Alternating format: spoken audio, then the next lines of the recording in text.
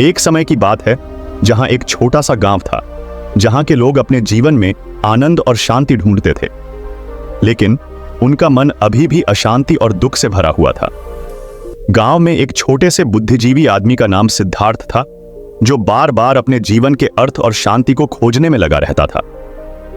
सिद्धार्थ ने अपने मित्र राम के साथ बात की और दोनों ने एक दिन बुद्धिजीवी बाबा के पास जाना फैसला किया, जो जीवन की राहों में दुनिया के रहस्यों को ढूंढने में माहिर थे। बाबा ने दोनों को एक अनमोल उपहार दिया, जो उन्हें उनकी मंजिल तक पहुंचाने में मददगार साबित हुआ।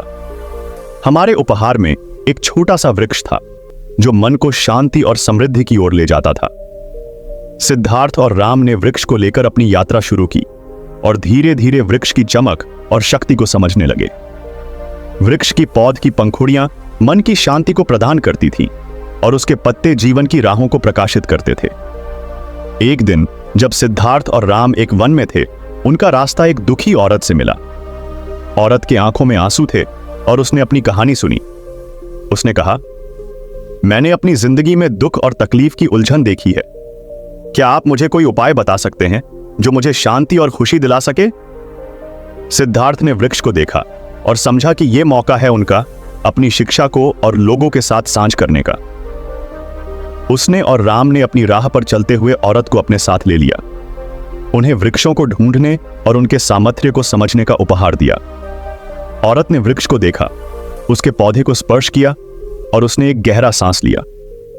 उसके चेहरे पर एक हल्की मुस्कुराहट आई। फिर सिद्धार्थ ने उसे समझाया कि वृक्ष के साथ बैठे और मन की शांति को ढूंढने का प्रयास करें। औरत ने वृक्ष के पास बैठे और अपनी आंखों को बंद किया। उसने अपने आदमी को शांत किया, अपने दुख को भूल गई और वृक्ष की सहायता से एक समय तक शांत रही। जब उसने अपनी आंखें खोलीं, उसका चेहरा अब पूरी तरह से चमक रहा था।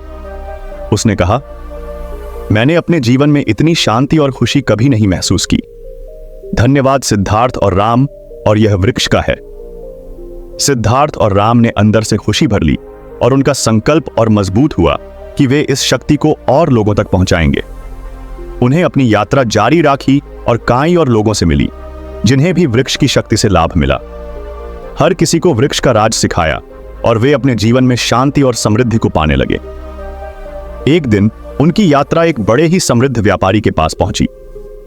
व्यापारी ने देखा कि सिद्धार्थ और राम वृक्ष की मदद से सभी को खुशी दे रहे हैं और उसने उनसे मिलने का मन बना लिया।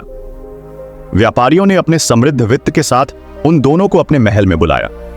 वहां उसने उनसे पूछा, क्या आप मुझे भी वृक्ष की शक्ति का राज सिखा सकते हैं?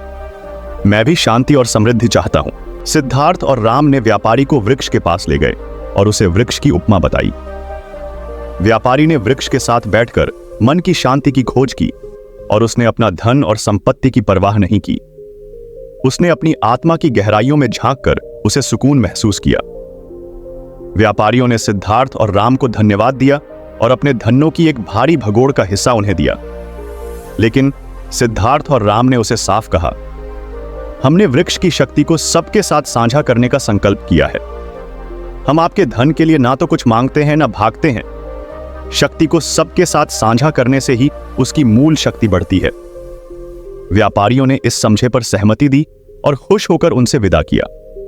सिद्धार्थ और राम ने और भी लोगों को वृक्ष की शक्ति प्रदान की, अपना जीवन समर्पित किया और वृक्ष की शांति और समृद्धि को प्राप्त किया।